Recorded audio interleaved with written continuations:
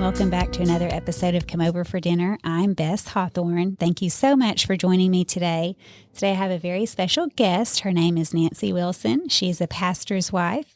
She and her husband Doug have 3 children, 17 grandchildren, and 18. Sorry, Bess. I knew that. In fact, I'm like, how do I have 17 on my notes? Because I know about little Ezra. She and her husband Doug... These numbers. Let's just call this uncut and just go with it. It's like stories are soul food. They just go with whatever they say. And everyone enjoys that. That is true. It actually makes it more fun. Okay, True. Well, I'll say it one more time.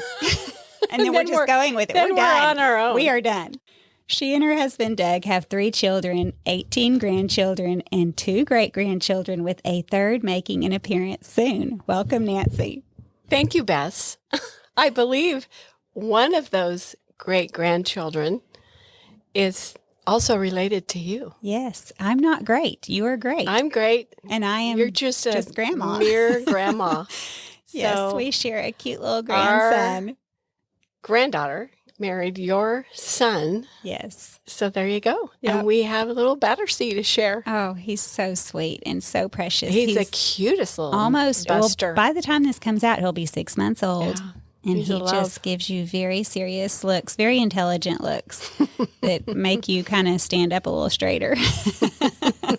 But he also gives cute little grins. He's really starting to do eye contact and smile. It's just precious, a precious age. Little friend. Yes, he's a cute little friend. Nancy has also written many books on a variety of topics, including marriage, motherhood, grandmotherhood, contentment, hospitality, and much more. She discusses Christian living on her podcast, Femina, and has a page with video talks on Canon Plus. Today, we are going to deviate from the regular format of Come Over for Dinner, where we talk a lot about hospitality from the hostess's perspective. And Hospitality. Hospitality. Sorry. Hospitality from the hostess's perspective. And discuss the perspective of the guest. What does it mean to be a good guest? And that's a loaded question. There's a lot of intricacies that we're going to delve into. But before I do you have just general thoughts or advice you would want to say, just something general about being a good guest? Yes, be a good one. Whatever you do, be a good one. Wasn't that Teddy Roosevelt? I don't know. Somebody says something like, whatever you do, be a good one. There's some famous it's quote. sort of like be the kind of guest you would want to have. Mm-hmm.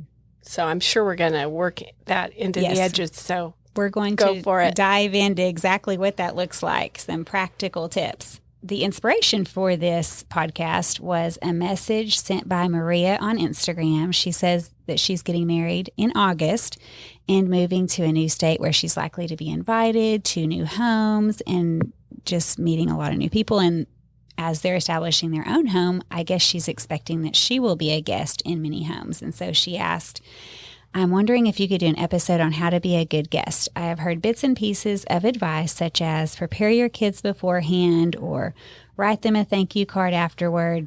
But I would love and deeply benefit from advice on how to receive this hospitality graciously, respectfully, and kindly. So, it's a great question. You know what we should start with? Is how to be a wedding guest. Oh, that is actually a very good beginning because that's where she's at right now is, getting ready to receive guests and lots of people coming to her wedding. I have lots to say about that. Okay, let's do that. And then we'll go from there to bridal and baby showers. Well, let's see how far we go. Let's start with how to be a wedding guest. What are the top thoughts that come to your mind? Okay, being a wedding guest, first of all, it's just a real honor to be invited. Mm-hmm. So the first order of business is that RSVP. And I bet we've all, I have failed on that sometime or other. Sure. In our community, we have a lot of weddings. So I actually have a wedding file. And when we get, you're going to think I'm a fanatic, but there are good reasons for me to be a fanatic. But when I get a wedding invitation, the first thing I do is see, when is it? Mm-hmm. And I leave it out so that I can RSVP You don't put it in your file no, because no, it'll no. disappear and you'll forget. No. And this is especially important if Doug is the officiant. So that'd be a tough one to forget. Yeah, yes. So at any rate, I know recently I dropped the ball on an RSVP, and what happened was the wedding invitation came really early. The wedding was really far out. So I thought I'd better wait and figure out, see what we're doing. And then that, you know what? I failed. Mm-hmm. I did get on and order a gift, sent the gift. I did that part. But at any rate, what I normally do when I'm firing on all, what do you call it? Cylinders. All engines, all cylinders, that's it. Which isn't always, but when I am, I will open the invitation. I look on the calendar, confer with Doug. I get on their website. I look at the gift options, all that. At some point, maybe not the moment it arrives in my house, but Pretty it's on my soon. desk until I do that. Mm-hmm. And then on the invitation, I will write RSVP'd, yes or no, and sent gift. And then I put it in my so file. Smart. So you remember just by glancing at it. Yes, because sometimes there could be 3 or 4 on the calendar, and I don't remember if I sent that gift. Now they have these websites. You just go on, you go click, click, click, and Yes. you've sent a gift. It's so handy. Once in a while, I will just write a check or something and put it in a card and take it to the wedding. Mm-hmm. But most of the time, yeah, you're just they've made it so easy. But I just, and so there it is. And then because it's also on my calendar, written on there, then when it gets closer, I double check my RSVP. I usually put that on the calendar too, everything, so I know, but I can refer. And once Doug was doing a wedding back east, and we had arrived the day before, rehearsal dinner. We were, it's a 3-hour time change. In the morning, Doug was up, of course, and showered and, working. And I was on the phone with Becca, who was living in England back then. And we're chatting, and pretty soon Doug says, Nancy, is the wedding... When is the wedding? And I said, I don't know. I thought it was at 1. Uh-huh. He said, well, would you check? Would you call Chris or call Rachel with a bridesmaid? So I hung up with Becca. Meanwhile, just so you have the scene, I have not showered yet. I'm just lounging because I'm thinking it was at 1. And so I call Rachel. She does not pick up. I call a couple other bridesmaids. Nobody's picking up. So that's alarming. Uh-huh. So then I call Chris Lamaro, church secretary, and because I thought she will know. Mm-hmm. She's like, Nancy, it's at 11. Well, it is after 10. Oh, no. And we are 20 minutes away from the church. I'm not showered. Well, Doug still says that was the all-time record of me getting showered.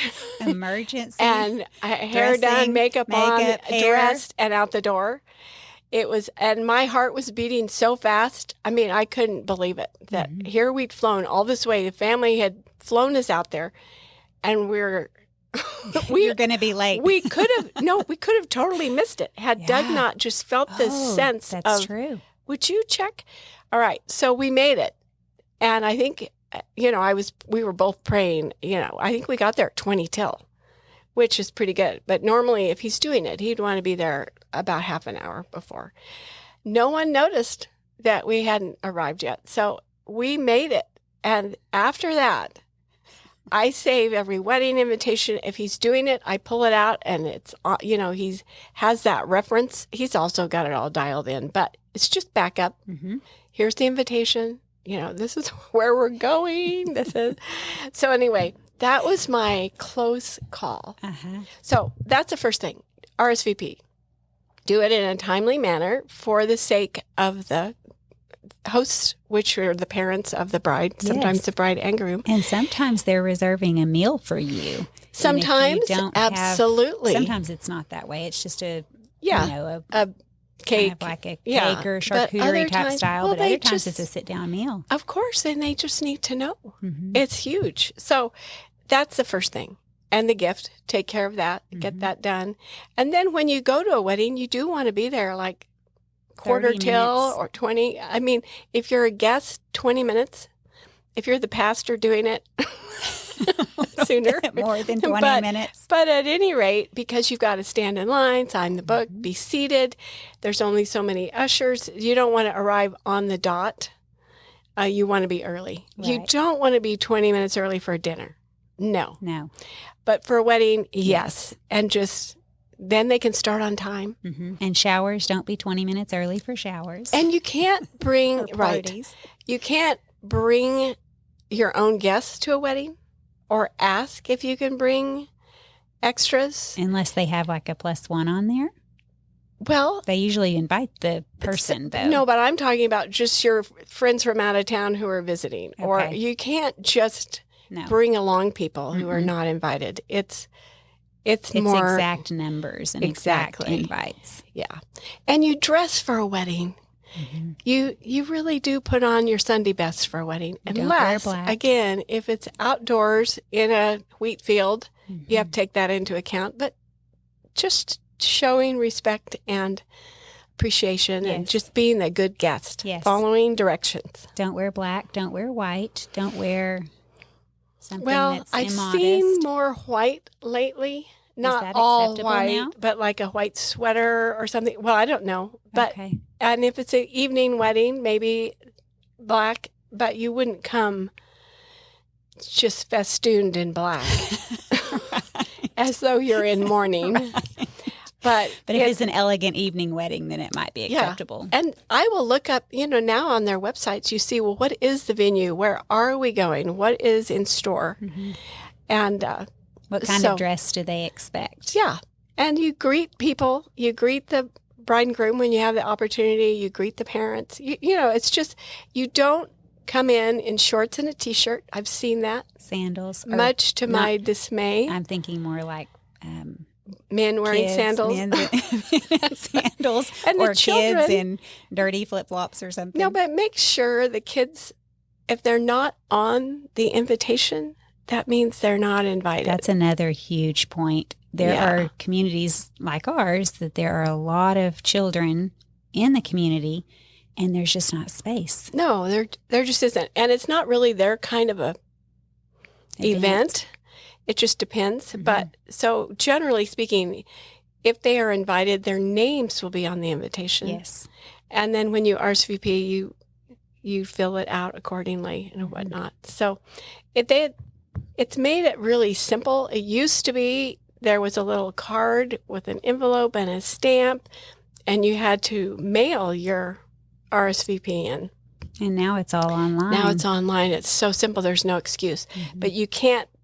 I remember hearing of a wedding, and the mother of the bride was a little concerned because she'd heard a whole bunch of people were coming who were not invited, who were just coming in. They'd heard there was a wedding, and they were just going to come. It was a lot of college kids.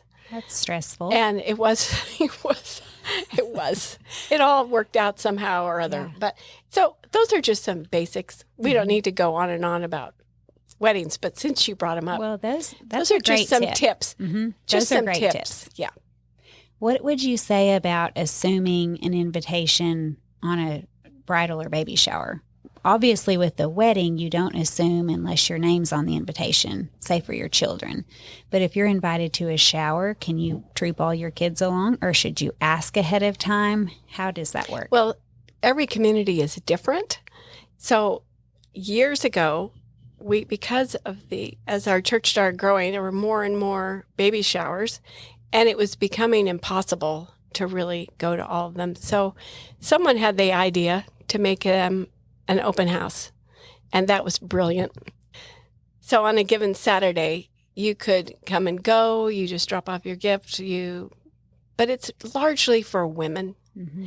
And I think if you know the person well, your daughters are friends with, you can bring your daughters along, but I wouldn't bring a whole troop of kids or boys that don't know what to do with themselves, or, and given space constraints, it just depends. So I'd just be sensitive to that. Obviously, if you have a baby, you're going to bring your baby, but the point is just to be mindful, aware of that. Yeah.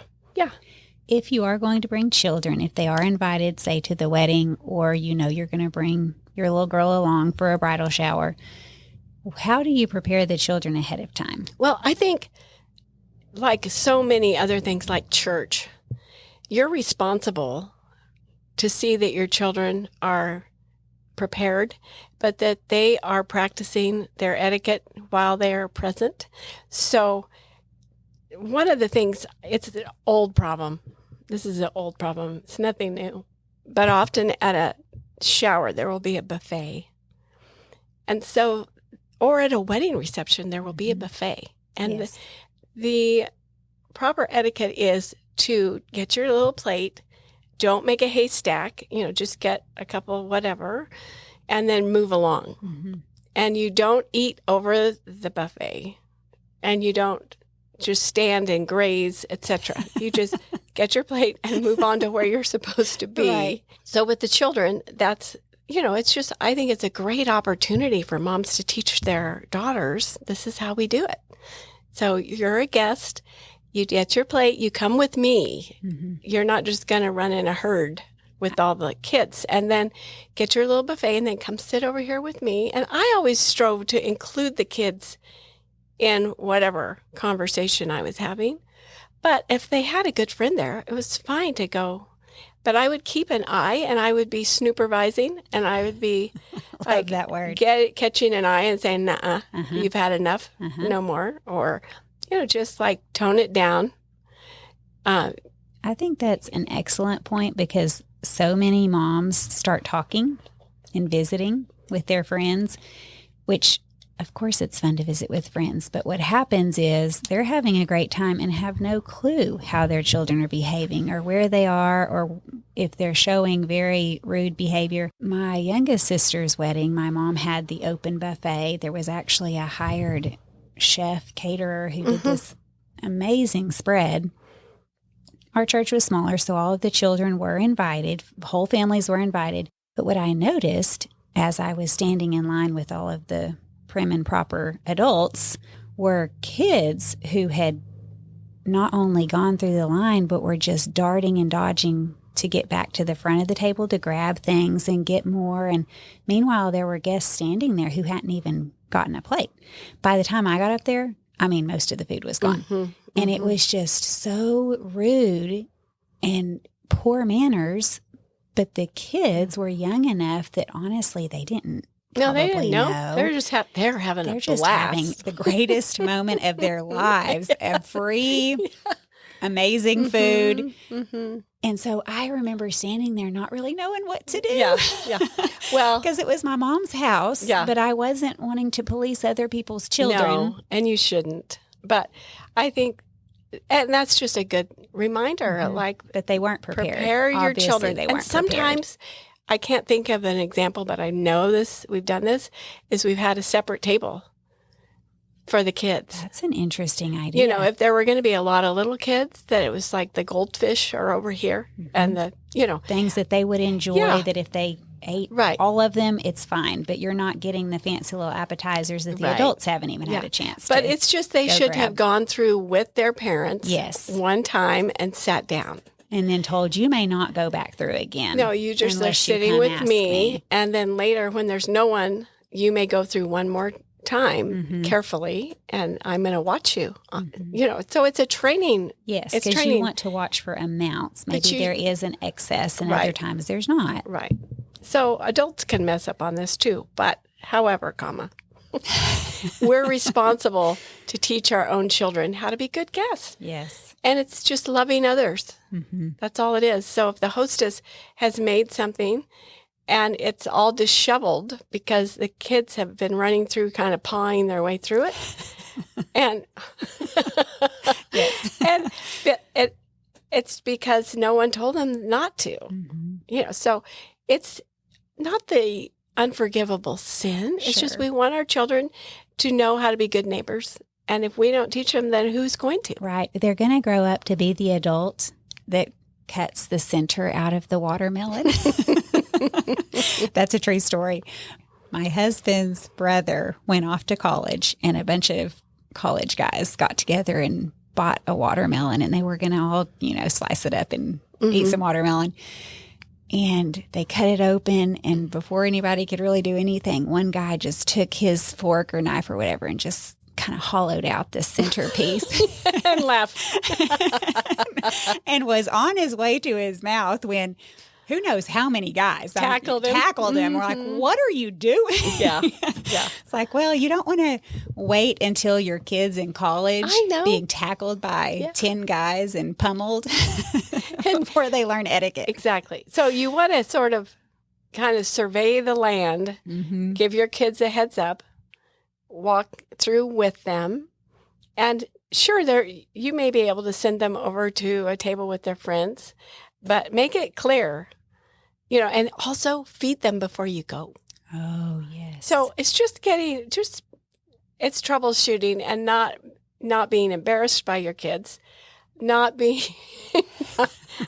having your own party devastated by everyone else's kids. Right. And just being kind and not stressing out about it, but gently leading your own kids through. Yes, which means keeping an eye. Yeah. You're visiting with your friends, but you are looking for each kid and making sure that they're still buttoned up. Yeah. And just like, then you can say, good job. You're doing it. Mm-hmm. Yeah. Another point when you go to someone's home is reminding kids not to go where they're not invited. The main family spaces. Exactly. Doors that are closed, or upstairs. Don't ask even. Mm-hmm. No. Can we wander around and look at your house? It's like, no. Nobody wants you to do that. And the bedrooms are off limits. And here's the party space right here. And if you have a beautiful home, or if you're going to a beautiful home, just because it's beautiful and maybe remodeled or, something interesting to you does not mean they want to give you a tour. No, and don't ask. Don't ask. Don't ask. It's just, obviously, if you just moved into a house and your friends are coming over and they're saying, and asking, of course, it's right. You could be more prepared for that. That's more natural for sure, especially if it is like an open house or something. And if the hostess says, oh, I really would rather not tonight or whatever, then don't push it. That's the end. End of discussion. Yeah. What about bringing things for children to do? Okay. Can I back up and say one more thing? Yes. So our daughter, Rachel, bought a velvet rope to hang across her stairway. Perfect. To make it clear at a shower or something that this part of the house is closed. It's not open for business. So that's a very delicate not a bouncer way. Here, but an invisible bouncer. Because some people won't ask. They'll just say, let's sneak upstairs and see. Dear. So Becca told me a story that they were visiting a college somewhere, and a president's wife told her this story. Oh, no. That because the president's home was like part of the campus and a big deal. It was a beautiful big mansion. They would host things there. And one time she went upstairs to her room, and there were a handful of college girls in her closet trying on her gowns because she was also an opera singer. I know, I really shocked Bess. Her mouth is wide open. And mortifying. Mine is too. I mean, they were actually college looking girls. Is bad enough. Going to someone's room is bad enough. Bad enough. Trying on her Getting clothing? in her closet. I know. Wow. That is like the worst. That's the worst. Isn't that? That's what it's also hilarious. Really being untrained. Yeah. So this is what can happen if you don't train your children. Yeah. But back to just having common everyday hospitality in your home. That's what you're getting to next. Right? Yes. So common everyday hospitality. And I guess this would be really for a bridal or baby shower. You are going to have friends to visit with, and you're going to be eating something. And so maybe bringing something to do wouldn't be necessary. But would you assume that your hostess has toys and things provided for your kids to do if you're going to be there for a few hours, or should parents bring something along in case? Okay. So this you're talking about just inviting, the family's invited to dinner. Mm-hmm. Well, to be a good guest, I think given that you understand the ages of your kids, I wouldn't bring a huge sack of Legos. But I might have like an emergency bag of like books they could read or something that's not going to make a mess, just that are appropriate for their age group. It just depends. Sometimes the hostess has a box of toys and, is ready to go. But we've had over the years some really wonderful guests, just memorable. And one in particular, I remember when the kids were little, was an older couple, and they were so engaged and engaging. And they were telling our kids stories, and he was doing little funny tricks and show. They were just delightful. And that's why I remember them. The kids had such a good time, because when the kids are just 100% overlooked and ignored, it's pretty miserable. So they were grandparents, and they were good at it. They were just lovely. That's wonderful. They were lovely. Which is a good reminder to bring kids into the conversation. If you can, yes, for sure. Include them. Depends on the whole party situation. And sometimes it's better to make arrangements for your kids to just get a babysitter or something. If it's not going to be fun for them, why should you make them come? If they're just going to be bored out of their brains. Yeah, that's a great tip. So at any rate, but having good guests means they are, okay, we're talking dinner. Never early. No. It's the hour of darkness for the hostess. A moment of doom. 15 minutes before you walk in. No. Do not arrive early. No. Expecting you're going to help. I think it's great to arrive like anytime, like 5 minutes after. Or, I mean, some people are right on the dot. That's fine. But no one's going to complain if you're 5 minutes after. There's so much last minute stuff. Sure. But again, it depends on how well you know them, what's the thing, what's going on. And then just a great guest comes prepared to be friendly. Sure, they bring a little token of gratitude, but it doesn't have to be a big thing.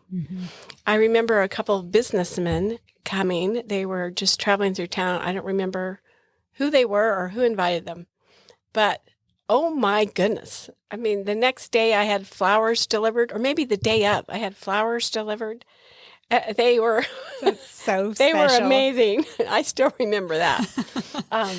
But I don't expect that. Sure. I truly do not. I'm not looking for it. No. Although if I was hosting Sabbath and doing a million things and someone comes in with flowers, then you do need to pause.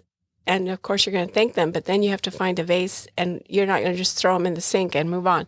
So I did start filling a vase, tucking it kind of away in the corner behind the sink, and in case. So smart. Just in case, because it could be so hectic the last. You just need a place to drop them so they stay alive. Yeah, so I can say, oh, they're beautiful, thank you so much, and just pop them there and keep going. And later I might arrange them, but not right now. But they're happy, they're safe, and I can move it to where it's visible, but I'll deal with it later. But other things like a bottle of wine or just, I don't know, just whatever. Some cheese. Yes. Anything. A favorite food item, a bar of chocolate, of course, jar of jam. I mean, if you make homemade bread. Whatever. What about if you're already bringing food? Would you also bring a hostess gift? Like some people would say, you might ask, well, can I bring anything? And they say, yes, you could bring a dessert or a salad. Should you also bring a hostess gift? This depends. Like when we go to our kids' house for Sabbath, I don't take a hostess gift. Right.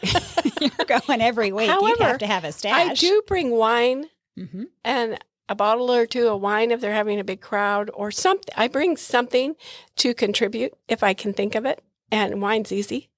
So it takes me all day to make that stuff. And bottle it and cork it and all everything. Of it, yeah. And I do try to ask, like, can I bring some fruit or salad or something? And I often just bring a wine to throw in their stash, But just being a good guest for us now includes, because we're not hosting Sabbath, we can try to help host everybody else. So Doug and I will go early so that we can be there to greet any guests, because the whole family is hands on deck. They're in there getting it all on, so we can be a buffer and help out that way. But we're not your typical guests because we're the grandparents. Right. It's a family event. We wouldn't do that at a different kind of event. You wouldn't do that at your friend's house. Yeah. But I arrived early so I can help. Yeah. But for the guests. And that can be not helpful. Mm-hmm. It just depends. Like, it depends on how well you know them. If somebody wants to offer to help and you are just in the zone in the kitchen, unless you've prepared ahead and have a carrot over there to peel, just in case someone asks, we're wanting carrot sticks badly. Just be sensitive. Yeah. Say, let me know if there's anything I can do to help. Mm-hmm. Don't intrude. Right. Don't insist. Yeah, or let's talk. Can I talk to you now? Mm-hmm. It's like, while you're doing this, it's like, well, maybe it depends on how it's going in the kitchen. Right. Be sensitive to how harried your host or hostess looks. And then the other thing is, when you are a guest at a dinner, there's so many different kinds of dinners. If you're one of many, or if it's just your little family, or just you and your husband, or you and a couple of friends, whatever, don't overstay. Don't stay too late. You might be a student who's used to staying up till 1 a.m, but this family who had you over is not in the same category, and they want to go to bed. Mm-hmm. So don't overstay. Rather have them say, "Oh, I'm sorry you have to leave so soon," than to be awkward and have to say, "Well, we have a lot to do tomorrow," right. Or they start bathing their young children. Yes. Or if they say, let's say you had them over after church and it looks like they're going to stay for dinner too. That's unkind. Right. And what would you say would be a good time frame? A couple of hours, 3 at the max? It just is going to depend on every situation. But I would say it's better to have them wish you would stay a little longer than to be like desperate for you to leave. Mm-hmm. Very good advice. Yeah, and there will be families who have that reputation, and you think, oh, we just can't invite them because we have to be prepared for an all-day affair. A marathon, yeah. So rather, don't do that. Unless, again, it's family. You're not really a guest there. Sure. Although you should act like one in some ways. But yes. But when you go... Well, and you can take cues if there are other families there, if there's other people there. You can take cues if multiple people have left and you're still lounging on the couch. I know, yes. It's like, okay, no, it's time. Some people just don't get it always. Yeah. We hosted lots and lots of students back in the day for just like get-togethers, not just meals, but get-togethers. And Doug got so that he would just say, goodbye, thanks for coming. And it was their education in a different sort of way. Yes. Etiquette education. Yeah. 101. We did a Friday night thing, and he would invite the whole college and everybody. So you never knew how many might come. But at 11, he would just yell, "Why are you still in my house? Go away." And they understood. Yes. He did it in a jolly way. I'm guessing this is real, but I've seen a picture on the internet of a banner you can buy and hang that says, "You're welcome, but be sure to leave at 9." Or it's something hideous. It's something that's supposed to be kind of witty, but it's, "You're welcome to stay late, but not here." Something. Yeah.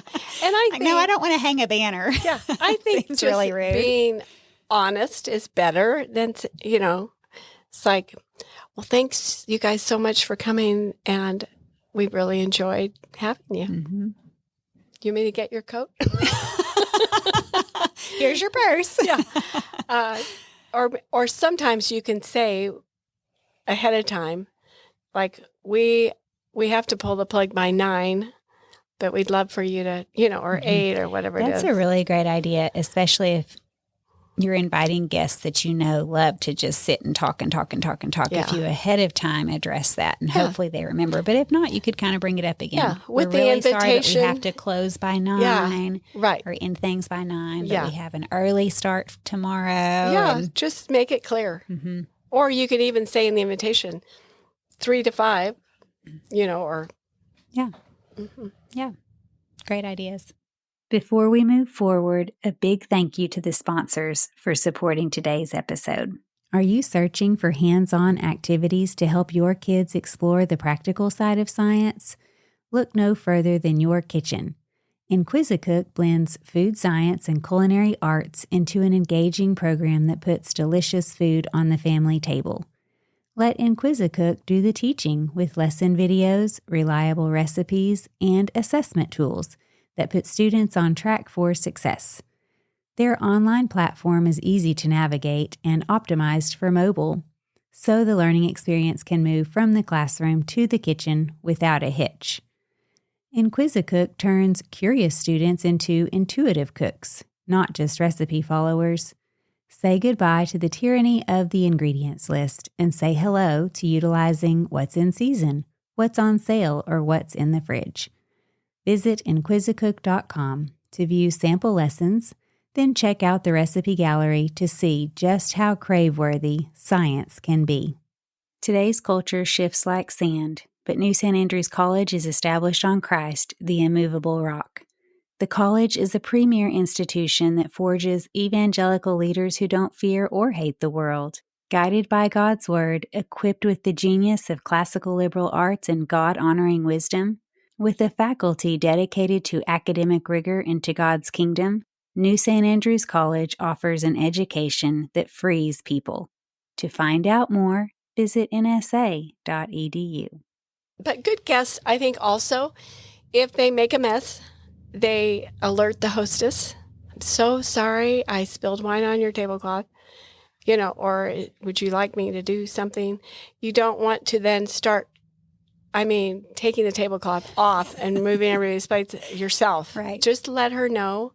Let her and decide would you what like to do. me to do anything? Or don't use your napkin if it's a nice, pretty white napkin, linen napkin, to wipe up all the spilt wine, because now we have a stain on that too. Now we have multiple problems. Yeah. I've always been hesitant to even use the napkin, period, if it's that pretty and nice on of your a lap? napkin. Oh, well, it's on your well. lap, but if you're eating blueberry pie, you Yeah. know, you don't want to pull the white napkin Yeah, up. but And what are you supposed to do? I know. That's what it's for. It is- I don't it worry is about for that. that. And And I can bleach napkins, and I've gotten That's many true. a wine stain out.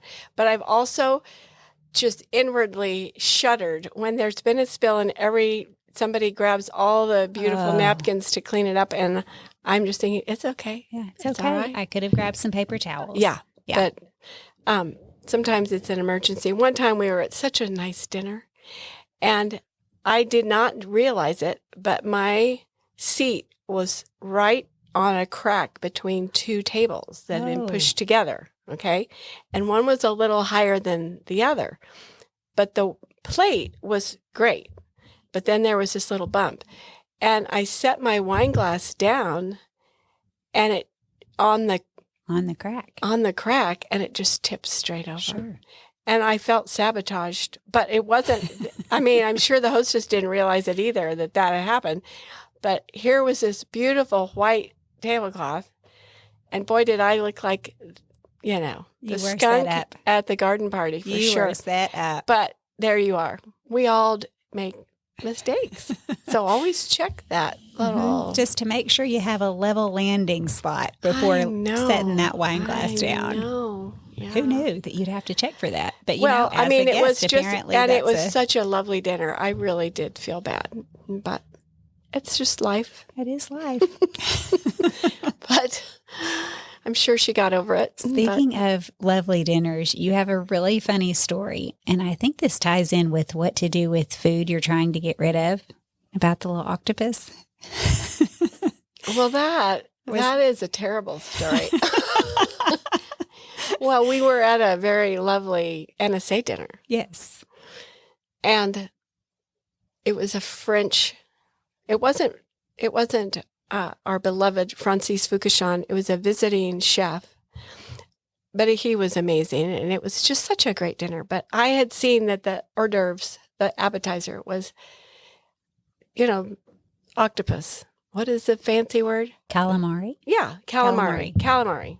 And I thought, okay, I'm going to be brave. I'm going to eat the calamari and not worry about it. It's just an appetizer. I'll be brave. This will be fine.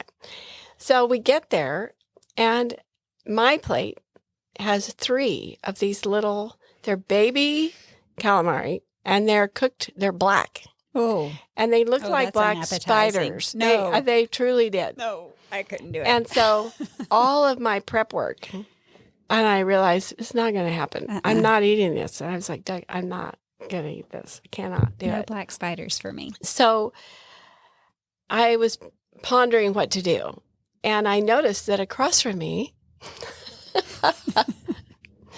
is a friend who's just loving it. And his wife is giving him hers. And then I felt more liberty. Mm-hmm. Okay. So I said, would you like mine? He said, oh, yeah. So I managed to get one over to him. And now I have 2. And so I said, do you want another one? And he's like, yeah, send it over. So I pick it up with my fork. But this time, I accidentally, just as I'm putting it across the table, it slips and falls into my water goblet. Well, he and Doug just go into complete hysterics. It's the funniest thing they've ever seen, because here's a calamari floating in my water goblet. And Swimming. I am just so mortified. I quickly grab... You're sure not going to drink it. No. I quickly grab the glass and just hold it down, like... Hiding the evidence. Hiding it. Like, hold it down below my chair. And they're in fits of laughter. Oh, yes. It's Tim Edwards. Yeah. He's dying laughing. So I don't know if he wants to be on my... all. I don't know if he'll be on my podcast or on your podcast or not. Anyway, so one of my granddaughters is waitressing. So I catch her eye and bring her over. And I wrap my napkin around the glass. I mean, this is really terrible. And ask her to please just take it in the kitchen. Dispose of this glass immediately. And bring my napkin back. It helps to know a waitress. Oh, but that was agony. And then I just left that was the end of it. But I just couldn't eat those. Story. I could not. And I really should have just not worried about it and said, well, you thought pass the plate over. Sure. Well, that's true. Instead of trying to gently, It worked the first time. So it gave you a sense of false security. Bad form, great bad story. manners, bad guests, bad dog. So I guess in the future, if you were going to not eat something on your plate, you'd push it to the side, or maybe hand your plate for someone else to scrape it off. What about if you've already taken a bite and something is not right, like there's a bone or a piece of gristle or something like that? The thing about if I'm not going to eat what's on my plate, is this at a restaurant type dinner? Mm-hmm. Are you talking about? Or at somebody's home, but more of everybody's watching you sort of I don't setting. know that I would push it to the side. I mean, I don't know. I would just ignore it or something. Mm-hmm. Or eat it, whatever. I try to eat some bites anyway. Yeah.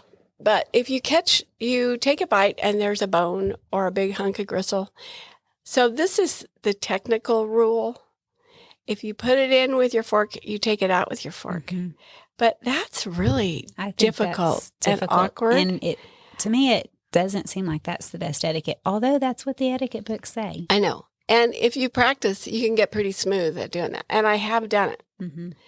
But it feels kind of awkward. Mm-hmm. And so you could do other things like be excused from the table, go to the restroom, dispose of it in there.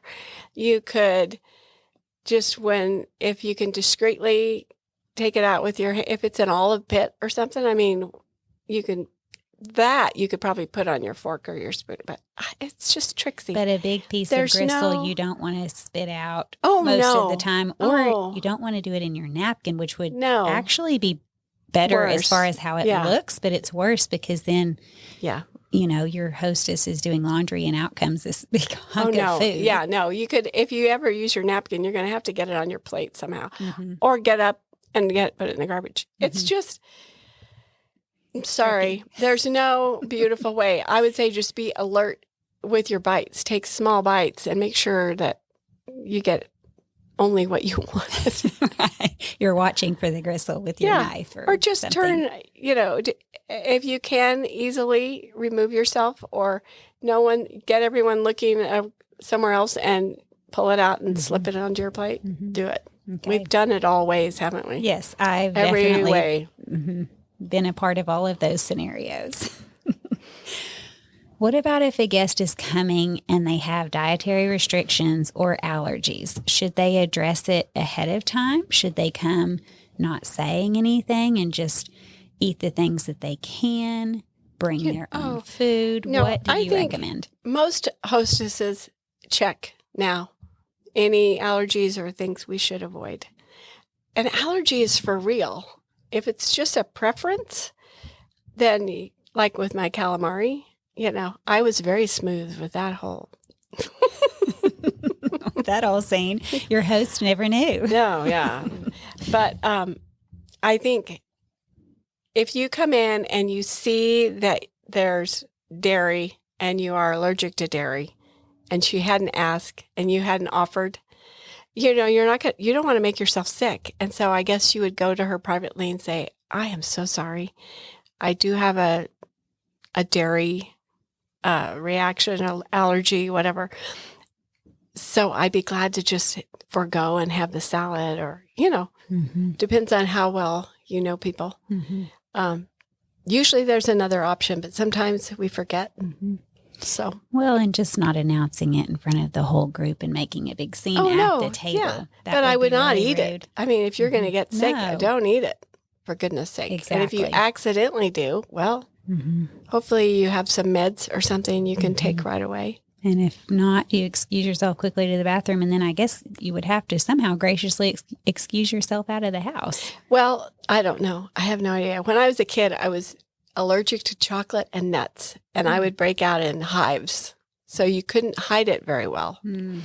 But it was, if I went to a party and they were serving chocolate birthday cake, well, I was going to eat it because I loved it.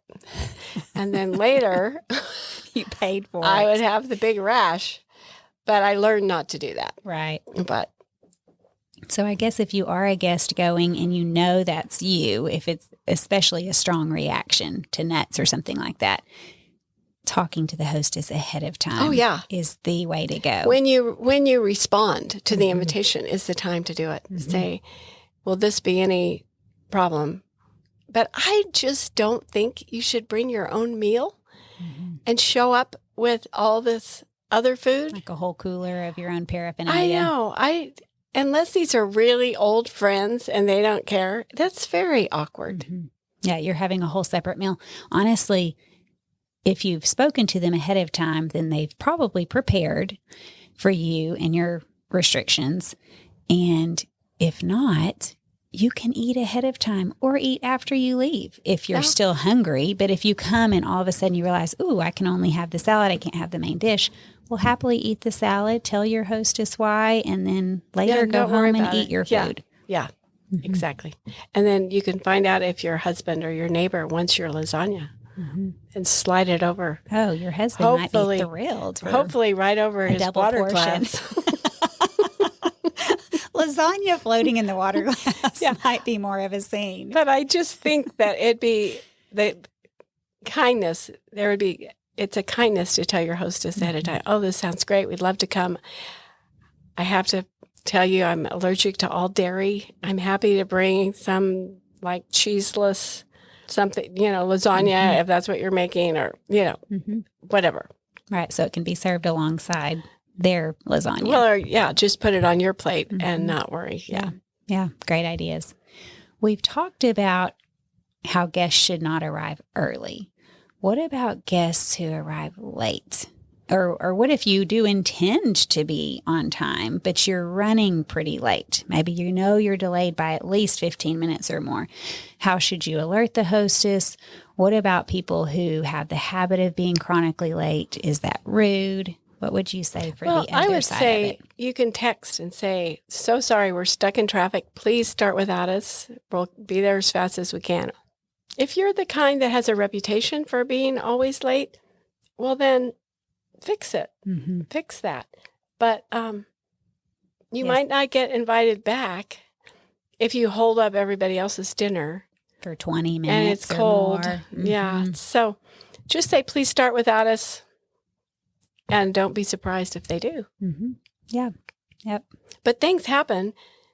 Sometimes it's a choice, but it's just a lifestyle problem that you're always late. But you can't wait for everybody. Yeah. Well, if it is a lifestyle problem, like you mentioned, working on becoming an on-time sort of person would be the first step. Nice. When we were hosting Sabbath, I started the habit of always putting on one extra plate in case someone I didn't know was coming showed up. Yes. Because or you'd miscounted. We had that happen, and it's like, oh, whoa. And you don't want to be pulling out silverware and napkins and things at the last minute. You have to. If you have there to. You don't have those But I'd spots. say, go talk to so-and-so, and I'm going to slip out and get another plate on the table. And so I just started throwing on an extra one. Also, especially, and this is talking about 30 people, so it's not like a dinner for 8 and you forgot somebody. Right. It's a big crowd. 30, 40, 50 people, it's easy to forget, or someone just shows up, thought they were invited, and maybe someone did invite them, but they didn't tell me, whatever. Right. So it just took the pressure off. Yeah, that's a great tip. Okay, so let's move into conversation. Some people are very naturally shy people. But even if you're not, what if you're on the outskirts of a conversation? You've walked in, and this could be more of obviously in a home, your hostess is going to greet you, but, maybe she's back in the kitchen and you are standing there. Maybe there's some other families. It's a bigger event. Maybe this is even church. I do think about this when going to church, and we'll touch on that later. But, you're on the outskirts. How do you get to the inskirts? Okay. Well, is that a word? I learned long ago, being a pastor's wife, to hostess myself. Okay. So we could show up at things, and you just never know what's going to happen. So even if I'm not the hostess and we're at a party where it is maybe not our people, we don't know everyone, or I just hostess myself. You act like you're the hostess greeting people. Well, not exactly like acting like the hostess. I'm only hostessing me. You're kind of stepping out there and and greeting introducing or myself, hello. or just trying to be friendly. And if Doug was speaking somewhere and we go, there are some places where people would be so welcoming and friendly and would steer where I was supposed to be. Other times, no, nothing. So I would just hostess myself, like just find a place to sit, just get in conversation and not be paralyzed by that. Well, I think sometimes people do walk into places expecting people to notice you and expecting that even though they're maybe in groups of conversation, that all of a sudden they'll notice you entered. You think of those movies where everyone all of a sudden stops and stares at the top of the stairway, and there's the girl in her beautiful gown and making her entrance. And that's honestly never the case. Oh, no, I would hate that anyway. Well, exactly. Yeah. And, it is, maybe someone does turn and notice that you happen to walk in, but most of the time, they're maybe already involved in conversation, or, especially if it's a bigger gathering, a group of people, a party, even walking into church. And so you can take offense and feel like, well, no one greeted me, no one noticed that I was here or drew me into conversation. And so I think what you said, hostessing yourself, is such a great rule of thumb, to be looking at yourself, expecting yourself to go up to somebody and greet them. Yeah. And be the one. Find your way and, just... don't be paralyzed. Sit in the back, and they can move you up if they want to. Don't expect everyone to pause, and just it makes life a lot easier. It makes life a lot easier. What about walking up to people already talking? I notice this at church. Sometimes if 2 people are talking and they look kind of serious, I try not to enter that conversation. But if it's a group of 3 or 4 ladies talking and it seems lighthearted, it does seem a little awkward sometimes to just go and stand there and say, good morning. Yeah. But sometimes that's what you have to do because everybody's in a conversation. So what would you recommend as far as when you do walk into a room and everyone's in conversation? How do you hostess yourself in a way that's not rude and interrupting their conversation? There's lots of different ways. One is, let's say I'm walking into church and I see a couple of ladies who are deep in conversation, I still might, as I go by, just saying hi, good to see you guys, but I keep going. Mm-hmm. And if they say, no, wait, or something, sure, I might pause, but I don't just head down, make it to the seat. And neither do I like to just go up and barge in. So sometimes if I do that, I'll just say that, just saying hi, good to see you, and keep going. It's also awkward if I'm in a conversation with one person that is maybe a serious conversation, and someone comes and they just stand. And I can tell they're waiting to talk to me. And I've done it multiple ways, and it always just feels rude for me, like I'm being rude, because I'm going to be rude to somebody here. Who's it? What am I going to do? So sometimes I'll just turn and acknowledge them and say, I'd love to talk to you. I'll be done in a minute. That seems really awkward. Or I ignore them. Standing there. Or I ignore them, and that feels terrible.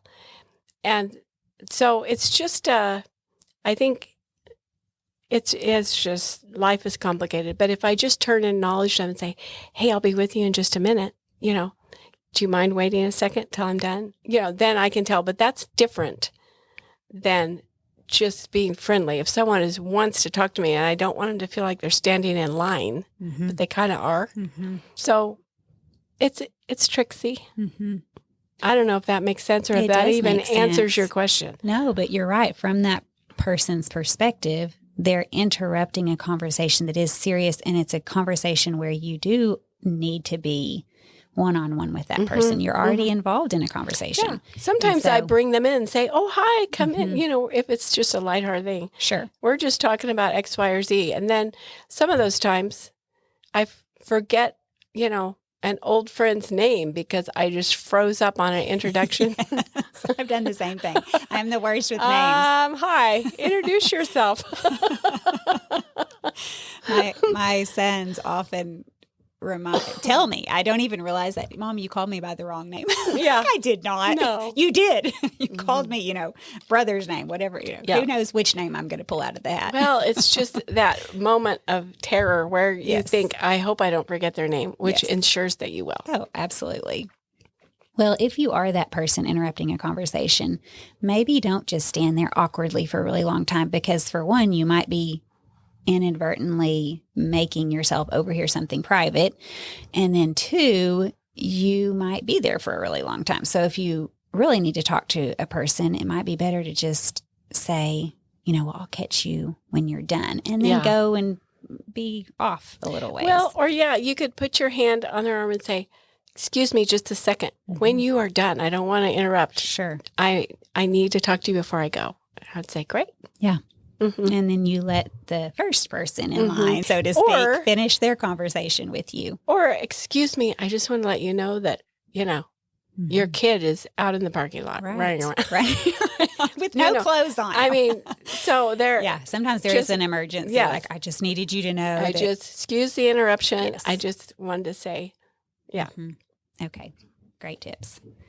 What if you're a guest and you have a need that arises? All of a sudden, you need something that's maybe semi-urgent, a Band-Aid. You cut your finger, or your child cut their finger, or your child spilled water on the floor and you don't want to use the bath towel. So you go to your hostess who's obviously busy. How do you address that situation in a way that's not imposing and demanding and I had a problem? I did have a way for that.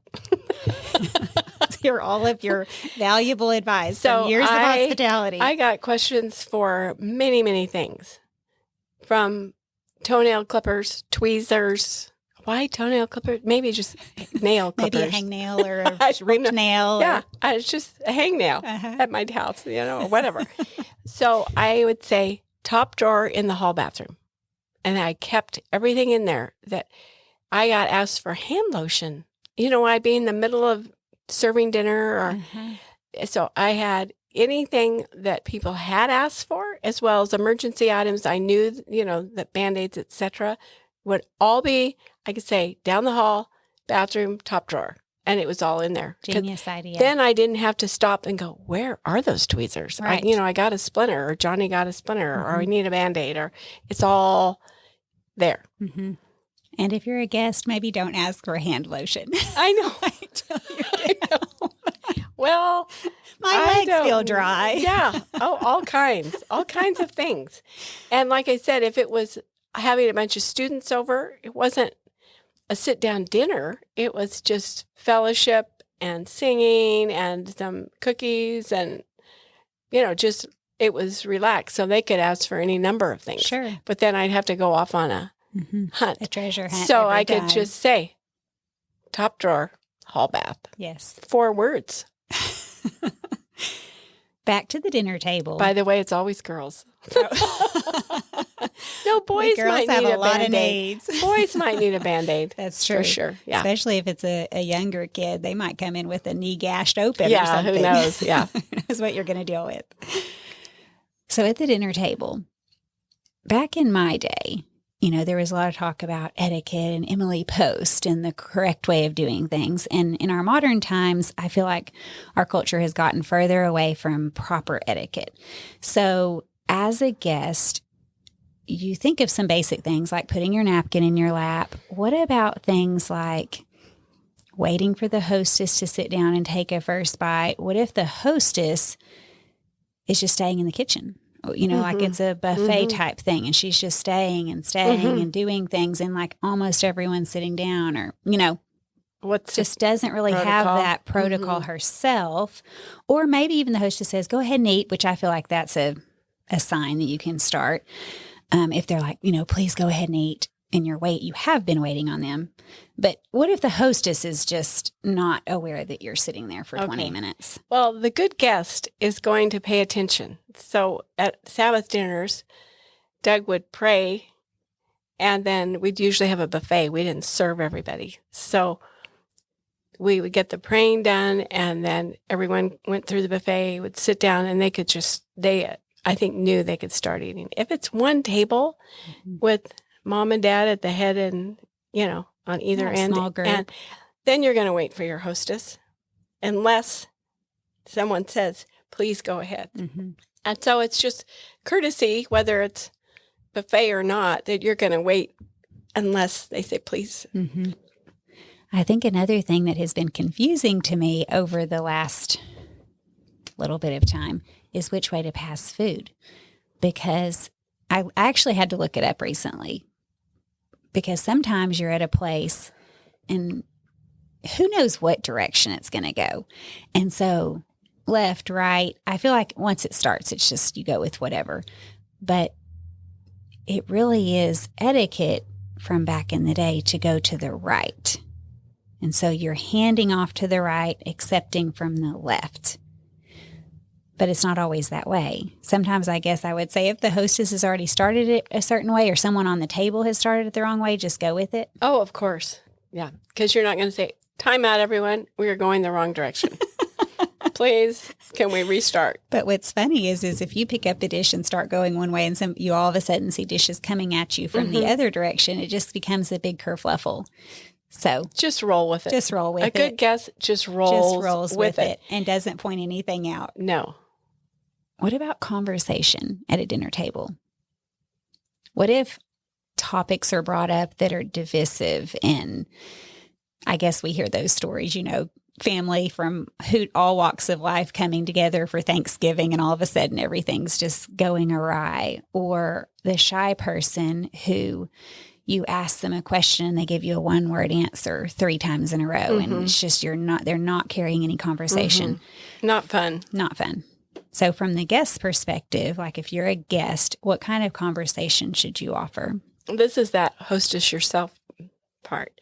So if we had, back in the Sabbath dinner days, before we were setting up all the extra tables, and we could seat 23 at our table, including all the grandkids, and that's an amazing say table. We could do that, and then we had high chairs. Mm-hmm. So I learned early on, actually, I don't know how long it took, but I'd be at one end, Doug at the other, and all these people in between.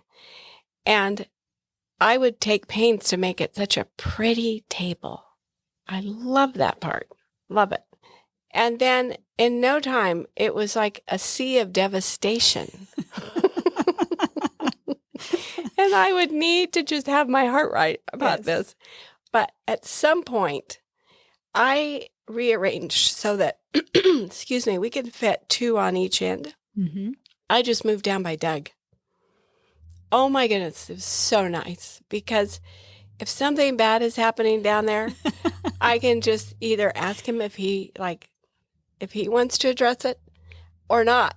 Right. But also conversation-wise, I can join in. It worked. It was just lovely. Mm-hmm. It was like, this is the answer to my problem. Because if I'm at the far end and I'm trying to get his eye because something, I have a question, like, what should we do about this? Uh-huh. Or it just made all the difference when I sat down there by him. Mm-hmm. It was like, good job, Nancy. That was Yes. brilliant. And then great. I could just say, what do you think? Should we move to the living room now or should we? Because I wasn't concerned about everyone's perfect manners at all. But there could be awkward things that would come up and I didn't have to try to do sign language or just You could eyebrow do a little language. nudge and he could redirect the What conversation. do you think? or just, It's hard to remember exact examples right now, but it's too far away down there. Mm-hmm. So it was great to just, and then I could also hop up and down to do things, bring things, etc. It didn't leave that end of the table abandoned. Yes. And I could put Ben and Becca down there or one of the other couples, to kind of man that end of the boat, and we would man this end of the boat. It's handy from a hostess's perspective to bring people into your dinner party that can carry a conversation, especially if you know you're inviting somebody who's real quiet and reserved. Yeah. Maybe bring another family in or another couple in who can. Right. And then from the guest's perspective, if you are that type of person, come with some ideas of things you can be interested in your hostess. Ask some questions. Where are you from? How long have you been married? Just some things. If you are one of those people who freezes up, then have some questions ready to be conversational. Right. And when they ask you something in return, don't answer with a one-word answer and you're done. You just sit there silently. And also in these days, if we're having guests that we don't know, well, you can find out a lot online. Mm-hmm. It's like, oh, they're from here and they have a big family. And, Yeah, just look at their Instagram account. Yeah, just do a little research. Oh, they have 6 children. Yeah, but that's handy. Yeah.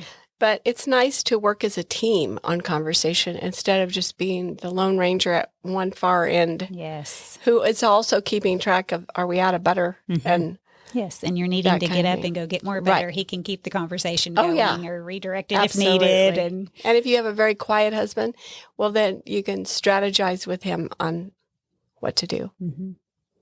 I don't. I have a guy who can just carry it. Yeah. He can go on and on and on every topic you can imagine. Whatever. When the meal is over, is it appropriate to help with clearing the table or rinsing the dishes? Is that helpful or does it make your hostess uncomfortable? Well, just ask her. Say, can I help? And if she says, oh, no, I'm just going to leave them till everybody's gone, then just move on. Don't. Because sometimes clearing just makes everything more congested. And she was looking forward to going and just sitting down in the living room at this point. Right. Leave it. I've made that mistake before where I think it's helpful, but then all of a sudden I realize it's making them uncomfortable.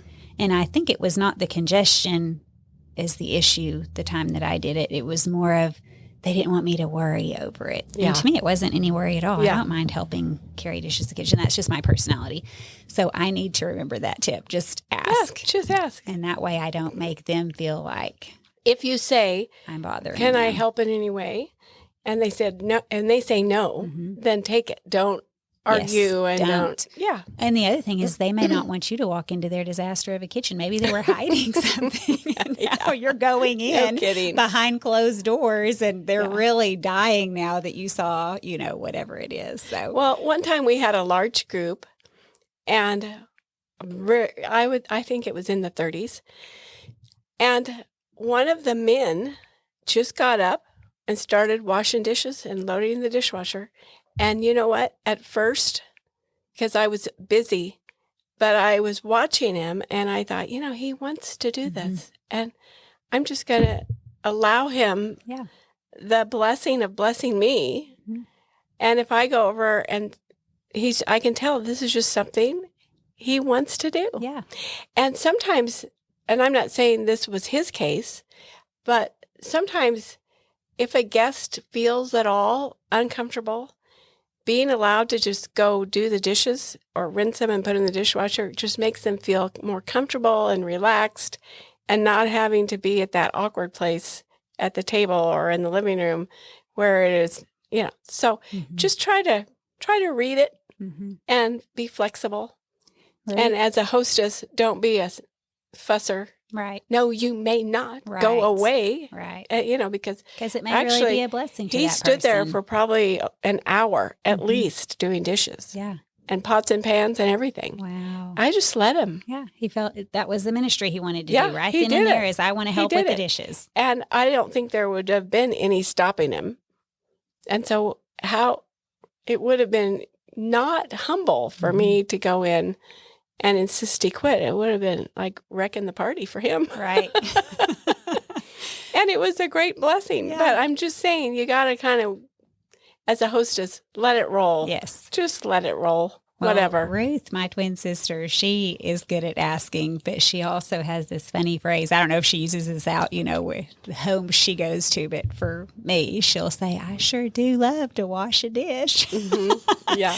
I want to do the dishes. I sure do love to wash a dish. I'm like, that's not real convincing, but okay, I'll let you. But that's family. That's family for sure. Yeah. Yeah. You can't stop family. Even if I said no, go sit on the couch, she would ignore But I me. would say, yes. Help yourself. I mean, if you would like to. Yeah.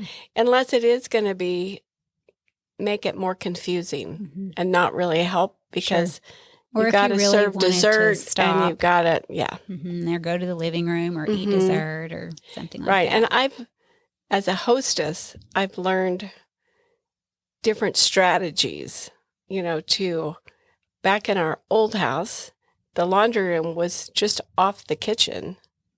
A little step or two, and it had a back door that I could just walk straight into, so I could put pots and pans in there before the guests arrived. Get the dirty dishes out of the way so that kind of clear the deck for the rest for what was going to happen before, with the buffet or whatever, or after dinner, all the dishes. And it's really nice to have a fright room that you can stash things. And in our new house, I also have a laundry room that's just a few steps around the corner. And so I can store like desserts in there because my kitchen's kind of out in the open. It's not like hidden away in the back of the house. So I can use that laundry room as the fright room. Yes. And put dirty dishes and just clear the deck. Yes. So the kitchen is still looking civilized. A hot tip, you may not want to use your bathtub as your fright room or your fright spot because if their children are coming along or children are invited, they will pull that shower curtain right open and expose your fright room. Yeah, no. The Apples were on recently and we're talking about how at the end of the night, they always had pulled the shower curtain closed and the bathroom looked nice. But at some point, one of their little children would always, for a lengthy period of time, they could never quite nail down who was doing this, but pull the shower curtain open. So everyone could see. Yes. Yeah, the laundry room. No pots and pans were in there. Yeah, laundry room is not a destination like a bathroom. So it's hopefully. But it is nice to have just a workstation somewhere that is close, but that can be it's kind of out of the way. Yeah, shut the door, but it's a real nice backup for big groups. Yes. You betcha. But we're talking more about hostessing than guesting, but that's okay. If you're a guest, do not open doors because you might uncover a fright room. Well, I would say over the years, I had guests who snooped. Oh. And that is uncomfortable. It's a little uncomfortable. Yeah. So don't do that. No, don't be a snoop. Unless you're a snooperviser to your own children. Yeah. Then you can be a snoop, but only to your own children. They never tried on my opera gowns, though. That's good. We're going to have a rendition of your opera at the end of this episode. I've been doing it all along. I hope you've practiced because this is going to be our finale. My opera right now. Okay, we're already doing it. If you've brought a hostess gift, maybe you've even brought some food for the meal, but a hostess gift and you've said thank you, is it required to then send a thank you? Should you follow up later? I don't think so, unless, all right, it just depends. If you bring a hostess gift, that's great. I mean, it depends on what is this? Is it a dinner in your honor? Well, yeah, a thank you note for sure. Is it just a special occasion that you just would love to? If you like to write a thank you note, do it. But sometimes I think it's required for sure. But other times, if it's just a family week to week, I mean, that would be a little awkward. It's not necessary. It just depends.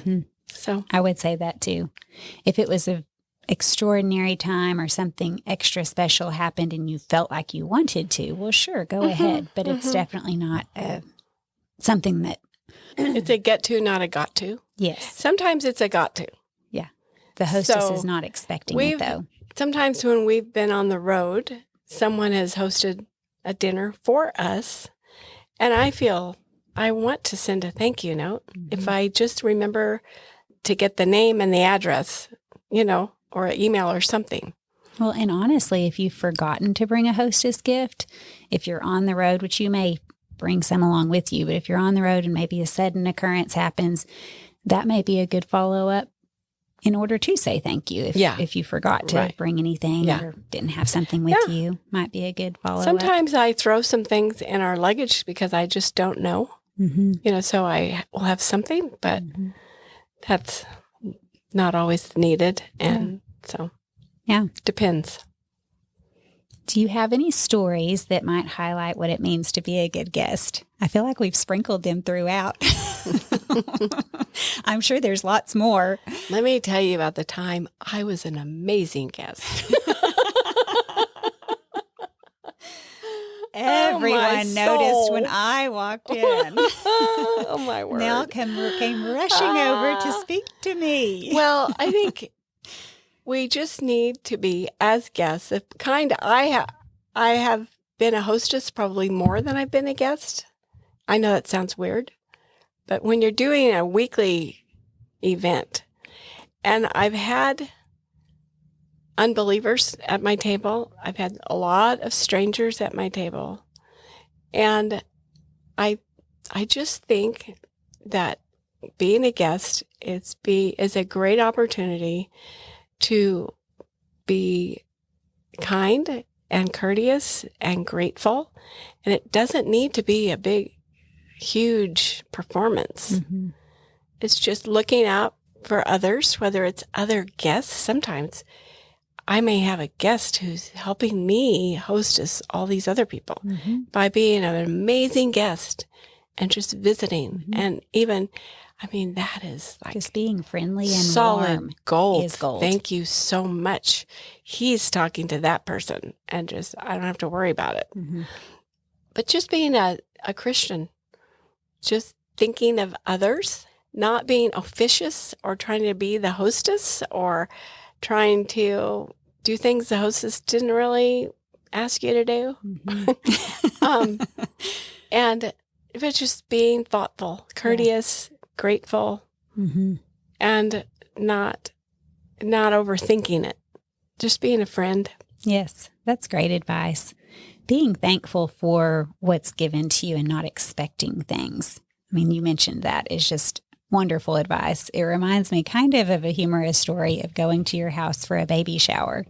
Of course, there was a buffet of amazing food set up, and I think it was cinnamon rolls. You'll remember better than I do, but I remember coming over with my plate and telling you how delicious they were, and that's when of course, I had no clue, and you were just being the best hostess there was, but I came over and you're like, oh, that was what I pulled out this morning after something didn't rise. What was that situation? Well, that was fun. I had made a batch of cinnamon rolls.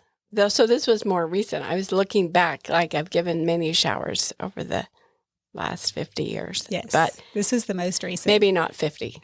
I'm exaggerating. But anyway, it was more recent. But I made a batch of cinnamon rolls, and then I just didn't like the way they looked. They just weren't pretty. So I started over, and I made a whole different item, which totally bombed.